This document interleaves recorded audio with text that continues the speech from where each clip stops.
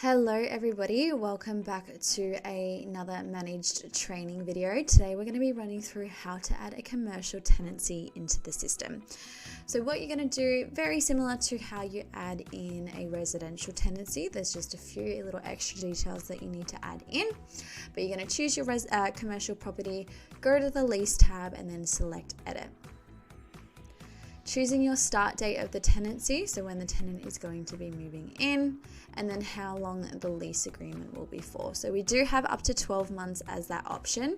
You can manually adjust the end date if need be, if it's further than a 12-month lease term.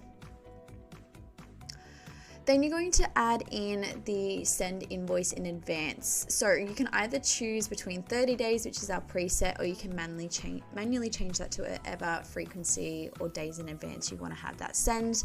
Now that is for your rental invoices as well as your outgoing. So that's going to send that invoice 15 days in advance to when it's due.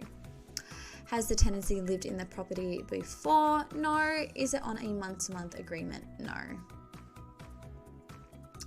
Choosing my rental amount, so the price that the tenant is going to be paying as well as the frequency. So I know that my weekly amount is $700, so to find that monthly it's going to appear there and then I can just change it to be monthly. Is GST included, yes or no? Making sure you tick so accordingly. Do tenants pay water, yes or no? If yes, you do have that ability to put a water meter reading if it is available. Moving on to your rental bond, putting in that rental ID number if you have one, and then the bond amount that was held or taken.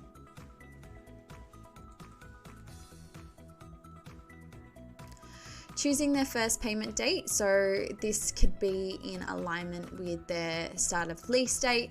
Of course, if it's a takeover management, you would make sure that you see where they're paid to and then choose the date after. Do you want to charge monthly outgoings for this lease? I'm going to tick yes. I am going to use the lease payments first date. Of course, if it was a takeover management, you might choose a custom date just in accordance to their previous tenancy ledger.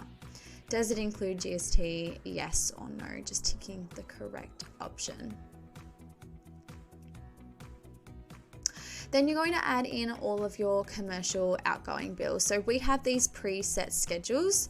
You can go in and delete all of the ones that you don't need. You can also add in any additional ones that you want to, but I'm just going to go through now, delete the ones that I don't need, and then set up the ones that I need accordingly.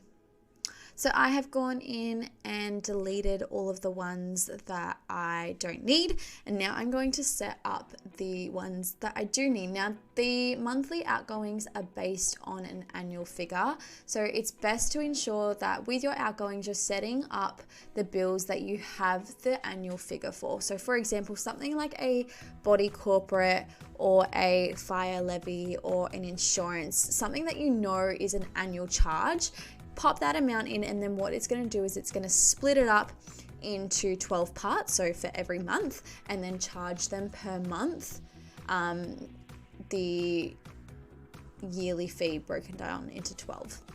So for example, my body corporate I know is $8,000. The tenant for this property is going to pay 100% share of this.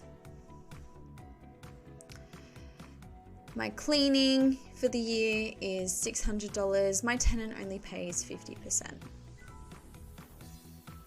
So once I've added in all of my outgoings into the system, I can see there that it has the total amount for all of the charges and then what the monthly bill is. So that total amount divided by 12 is giving me that monthly figure.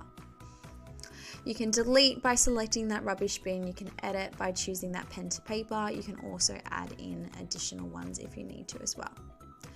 Once I've done that, I'm going to confirm if I'm collecting a deposit on this lease. Yes or no is my option. If yes, just putting the amount in the system. Like a standard residential tenancy, we're going to choose if we're going to set up some routine inspections or some rent reviews, choosing either yes or no. when the first date will occur. So again, you'll have to choose when roughly you want that date to occur, and then the frequency thereafter.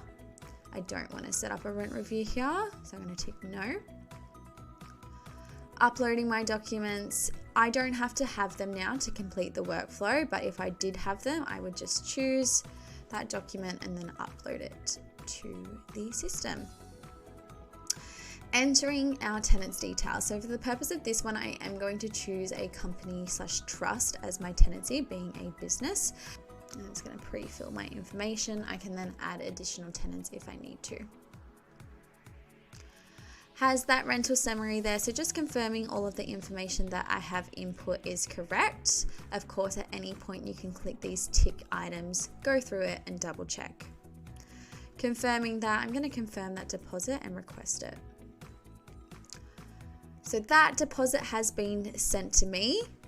You would have to invite the tenancy if it's a brand new tenant. I do have that information on how to do so in our adding a lease video, but essentially you would just click the tenancy's profile, click edit, and then there is a send invitation button to invite them to the system.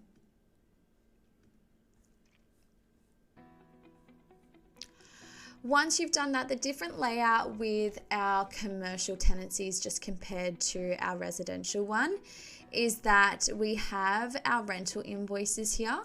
So that feature to download the rental invoices is an option for tenants when they log in. You can also edit and update their monthly outgoings. You can upload previous ones if you need to, but moving forward, it would also appear under the rental invoices and the outgoings, those PDF bills. Once you have done that, collect deposit, same structure as a standard residential tenancy in terms of once they've paid their deposit, you can then activate their profile and they would be active on the system in order to start reviewing their items, paying their rental funds going accordingly to the owner.